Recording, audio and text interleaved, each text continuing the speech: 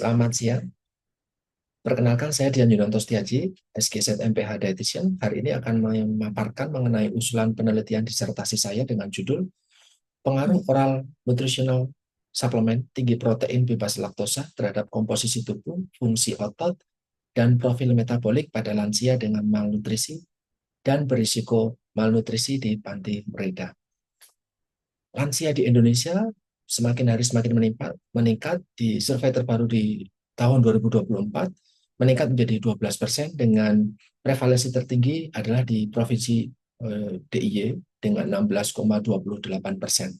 Kita tahu bahwa Asta Cita Republik Indonesia menyampaikan bahwa ada dukungan pemerintah untuk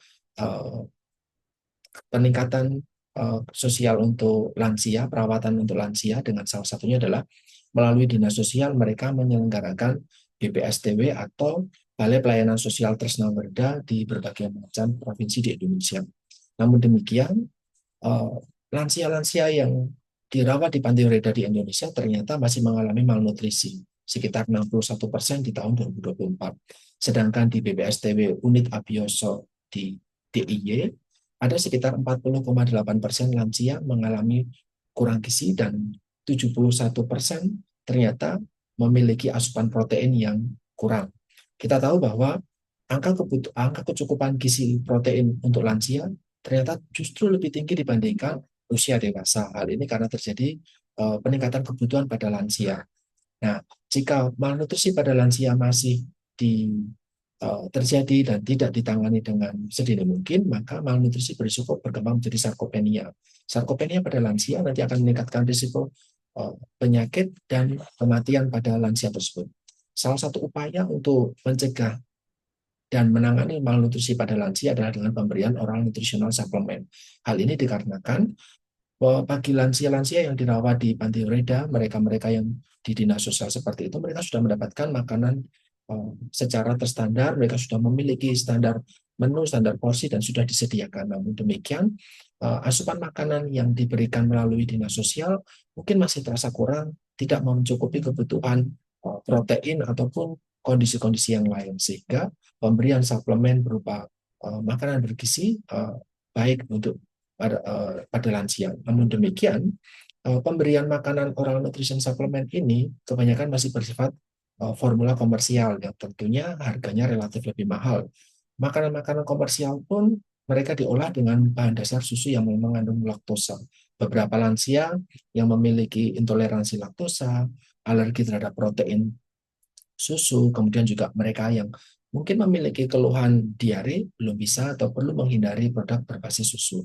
Untuk demikian, perlu dikembangkan makanan homemade, ya, formula homemade yang bisa menggunakan makanan-makanan lokal yang akan menekan biaya produksinya. Namun demikian, untuk memproduksi formula homemade masih dibutuhkan tenaga terampil dan itu tidak dimiliki oleh panti Breda di Indonesia. Formula yang dikembangkan homemade pun tidak standar sehingga menimbulkan nilai gizi yang bervariasi, pun ada risiko cemaran mikroba. Salah satu bahan makan lokal yang dapat dikembangkan adalah tepung ikan gabus dan tempe. Dua bahan ini mereka adalah tinggi protein, ya, hampir 80% bagiannya adalah protein, kemudian tinggi albumin dan asam amino BCAA leucin. Asam amino leucin ini berdasarkan penelitian ternyata dapat membantu sintesis otot dan perbaikan profil inflamasi. Ketika lansia memiliki profil ototnya lebih baik, profil inflamasinya lebih baik, maka risiko sarkopenia bisa dicegah. Uh, dari usulan penelitian ini ada beberapa rumusan masalah yang dikembangkan. Yang pertama adalah apakah terdapat perbedaan tingkat kesukaan, karakteristik mutu hedonik, kandungan nilai gizi, mutu fisik, dan mutu mikrobiologi pada berbagai proporsi oral nutritional suplemen tinggi protein bebas laktosa berbasis ikan gabus dan tempe kedelai. Apakah pemberian formula ONS tinggi protein bebas laktosa berbasis ikan gabus dan tempe kedelai yang terpilih dapat mempengaruhi komposisi tubuh dan kekuatan otot pada lansia dengan malnutrisi dan berisiko malnutrisi di panti Breda? Apakah pemberian formula ONS tinggi protein bebas laktosa berbasis ikan gabus dan tempe kedelai yang terpilih dapat mempengaruhi profil metabolis pada lansia dengan malnutrisi dan berisiko malnutrisi di panti Breda? Untuk menjawab rumusan masalah tadi, disusun kerangka konsep demikian, ada 5 formulasi dengan satu pembanding, yaitu adalah formula komersil merek P dengan rasa vanila. 5 formula ini dibagi berdasarkan persentase bahan utamanya, yaitu tepung tempe dan tepung ikan gabus. Kemudian 5 formula dan satu pembanding ini nanti akan diuji secara organoleptik untuk melihat tingkat kesukaan, kemudian juga hedonis dari lansia-lansia yang mencoba untuk mengonsumsi makanan tersebut. Kemudian akan dipilih salah satu formula yang memiliki nilai terbaik berdasarkan uji organoleptik. Uji organoleptik terdiri dari 2, nanti akan ada secara tingkat kesukaan dengan karakteristik mutu hedonis. Selain itu, 5 formula dan satu pembanding ini akan diuji di laboratorium untuk menguji nilai analisis nilai gizinya, kemudian nilai mutu fisiknya yang meliputi viscosity dan uji osmolaritas, kemudian juga akan menguji mutu mikrobiologisnya, bagaimana cemaran koliform dan salmonella yang ada di dalam produk-produk yang dikembangkan. Kemudian formula oral nutrition supplement yang terpilih tadi, kemudian akan dijadikan sebagai bahan untuk pemberian intervensi dengan variabel dependennya nanti akan menguji komposisi tubuh yang meliputi berat badan, lingkar lengan atas, lingkar betis, massa otot skeletal, dan massa lemak tubuh lansia. Kemudian juga profil metabolis yang meliputi kadar glukosa darah, kolesterol darah, profil trigliserida, kolesterol HDL, dan kolesterol LDL.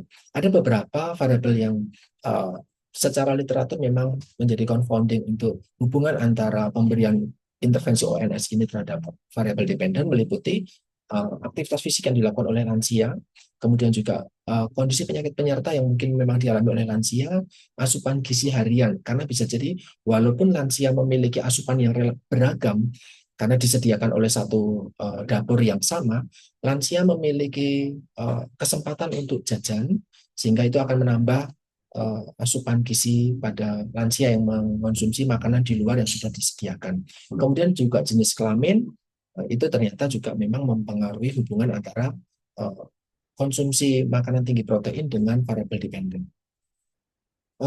Dari kerangka konsep tadi disusun hipotesis penelitian atas rumusan masalah tadi. Ada 3 hipotesis penelitian. Yang pertama adalah terdapat perbedaan antara tingkat kesukaan, karakteristik mutu hedonik, kandungan nilai gizi, mutu fisik, dan mutu mikrobiologi pada berbagai proporsi oral nutrition suplemen tinggi protein bebas laktosa berbasis ikan gabus dan tempe kedelai.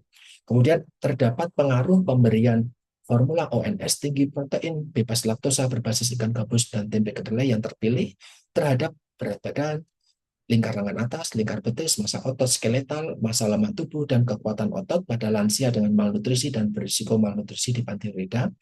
Kemudian terdapat pengaruh pemberian formula ONS tinggi protein bebas laktosa berbasis ikan gabus dan tempe kedelai yang terpilih terhadap kadar glukosa darah, kolesterol darah, trigliserida, kolesterol HDL, kolesterol LDL pada lansia dengan malnutrisi dan berisiko malnutrisi di panti reda.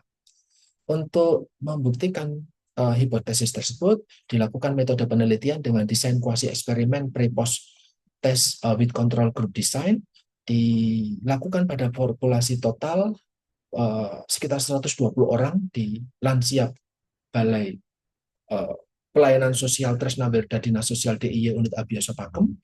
Dari 120 populasi total tadi diambil sampel sebanyak 45 orang, dibagi 15 orang per kelompok, ada 3 kelompok nanti.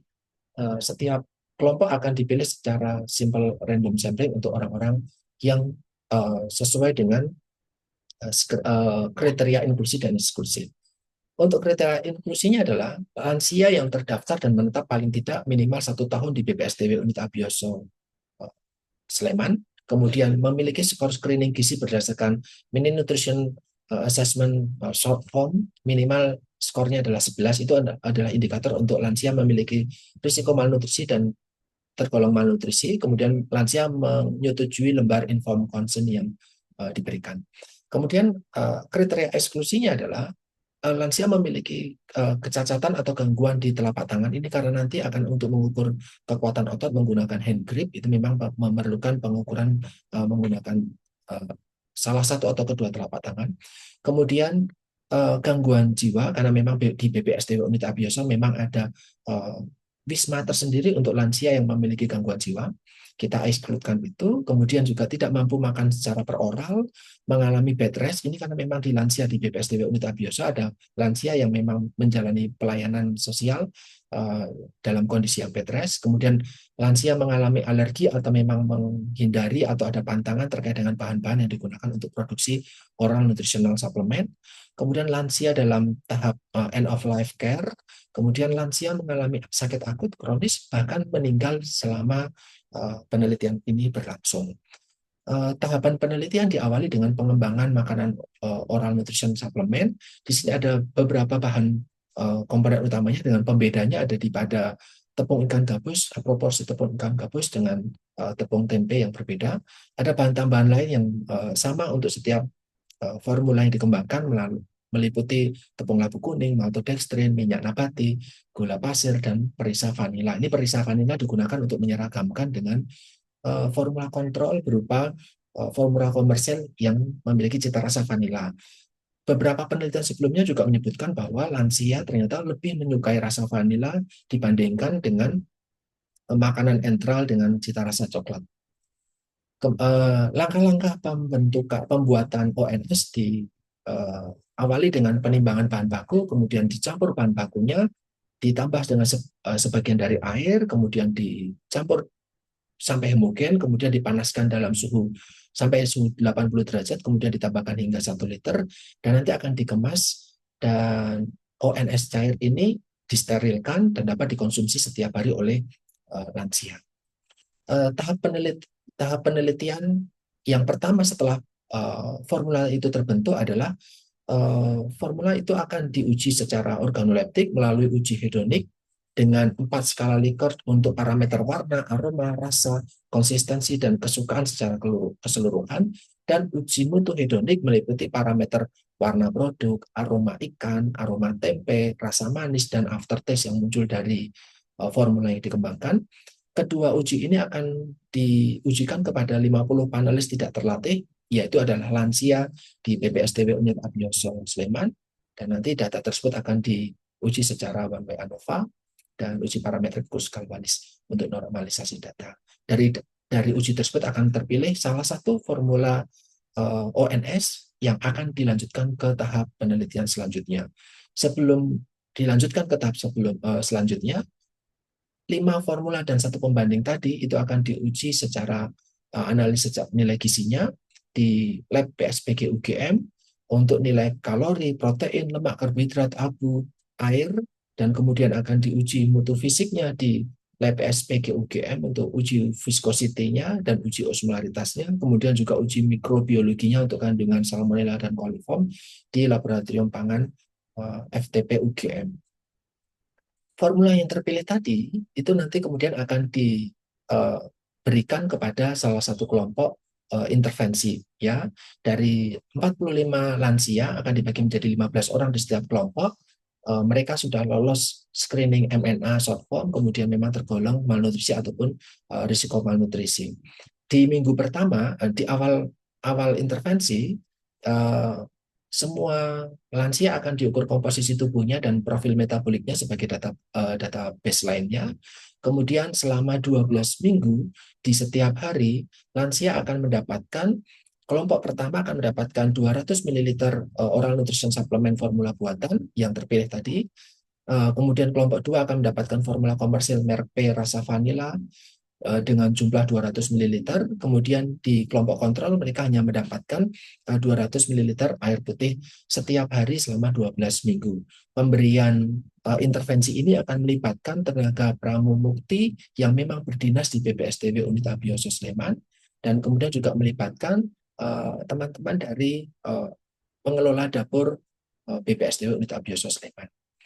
Kemudian di minggu keempat selama intervensi akan diambil data komposisi tubuh meliputi berat badan, lingkar lengan atas, lingkar betis, massa otot skeletal, dan massa lemak tubuh. Di minggu ke-12 akan dilakukan pengambilan juga untuk komposisi tubuh tadi, sekaligus juga untuk pengambilan profil metabolisme meliputi glukosa darah, kolesterol total, trigliserid, kolesterol LDL, dan HDL. eh, data-data komposisi tubuh maupun profil metabolik nanti akan diuji secara ANOVA one way, kemudian akan dilanjutkan untuk post hoc Toke HSD. Dari metodologi penelitian tadi akan direncanakan publikasi. Kami merencanakan 3 publikasi dari hasil penelitian ini. Salah satunya yang pertama adalah pengaruh formula ikan gabus dan tempe terhadap tingkat kesukaan, karakteristik mutu hedonik, kandungan nilai gizi, mutu fisik, mutu mikrobiologi, oral nutrition suplemen tinggi, protein bebas laktosa untuk lansia malnutrisi di Panti Reda. Publikasi kedua diharapkan dapat berjudul pengaruh pemberian ONS tinggi protein bebas laktosa berbasis ikan gabus dan tempe terhadap berat badan, tingkat lengan atas, tingkat betis, massa otot skeletal, massa lemak tubuh, dan kekuatan otot lansia malnutrisi di Panti Reda. Kemudian publikasi terakhir yaitu adalah pengaruh pemberian oral nutrition suplemen tinggi protein bebas laktosa berbasis ikan gabus dan tempe terhadap kadar glukosa darah, kolesterol total, trigliserida, kolesterol LDL, dan kolesterol HDL pada lansia malnutrisi di Panti Reda.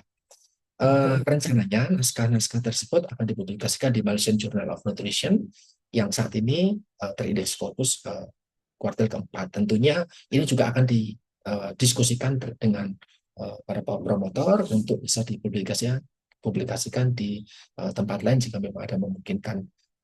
Pun bisa rencana publikasi bisa ditingkatkan karena memang variabel-variabel yang diamati cukup banyak. Demikian yang bisa saya sampaikan. Mohon masukannya. Terima kasih sekali.